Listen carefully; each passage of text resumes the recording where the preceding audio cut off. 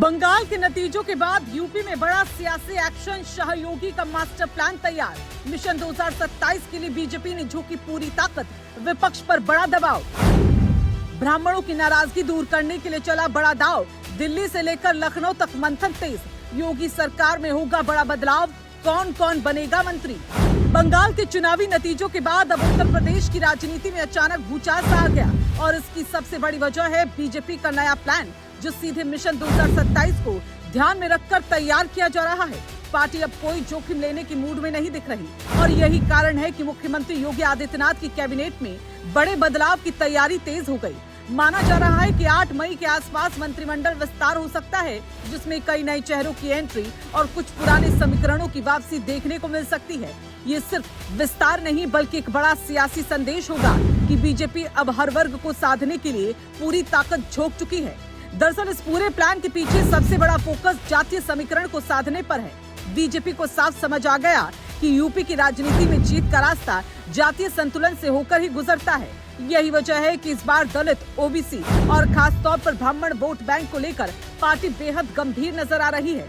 ब्राह्मणों की नाराजगी की चर्चा पिछले कुछ समय से लगातार हो रही थी और अब बीजेपी उसे खत्म करने के लिए बड़ा कदम उठाने जा रही है। ब्रज और अवध क्षेत्र से ब्राह्मण चेहरों को कैबिनेट में जगह देने की तैयारी इसी रणनीति का हिस्सा मानी जा रही है। इसके साथ ही पश्चिम यूपी पर भी खास नजर रखी जा रही है। यहाँ गुज्जर, जाट और दलित समीकरण को साधना बीजेपी के लिए बेहद जरूरी हो गया है। पार्टी को पता है कि अगर पश्चिम मजबूत हुआ तो मिशन 2027 का रास्ता काफी आसान हो जाएगा। यही वजह है कि पश्चिम से नए चेहरों को मौका देने और पुराने समीकरणों को फिर से मजबूत करने पर जोर दिया जा रहा है। सूत्रों के मुताबिक करीब 1 दर्जन नए चेहरों को मंत्रिमंडल में शामिल किया जा सकता है, जिसमें सपा छोड़कर आए नेताओं को भी अहम जिम्मेदारी मिल सकती है। नामों की बात करें तो श्रीकांत शर्मा, पूजा पाल और मनोज पांडे जैसे चेहरे चर्चा में हैं। खास तौर पर मनोज पांडे का नाम इसलिए अहम माना जा रहा है क्योंकि वो सपा से बीजेपी में आए हैं और उनका शामिल होना विपक्ष के लिए बड़ा झटका साबित हो सकता है। इसके अलावा पार्टी पुराने दिग्गजों को भी फिर से सक्रिय भूमिका में ला सकती है ताकि संगठन और सरकार दोनों में संतुलन बना रहे। ये साफ संकेत है कि बीजेपी सिर्फ नए चेहरों पर ही नहीं बल्कि अनुभव और प्रभाव दोनों को साथ लेकर चलना चाहती है। दूसरी तरफ पार्टी के सामने कुछ बड़े मुद्दे भी चुनौती बनकर खड़े हैं, जिनसे निपटना बेहद जरूरी है।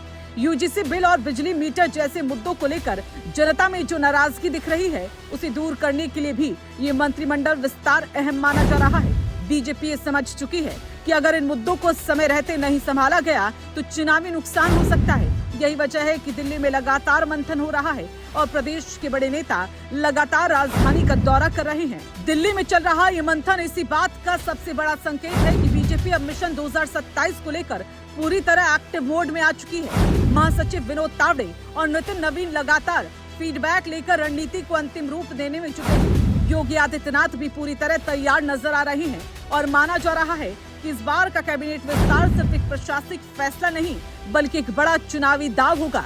अब देखना ये है कि बीजेपी का ये मास्टर प्लान कितना सफल होता है, लेकिन इतना तय है कि यूपी की राजनीति में आने वाले दिनों में बड़ा बदलाव देखने को मिल सकता है और विपक्ष के लिए ये समय आसान नहीं रहने वाला है।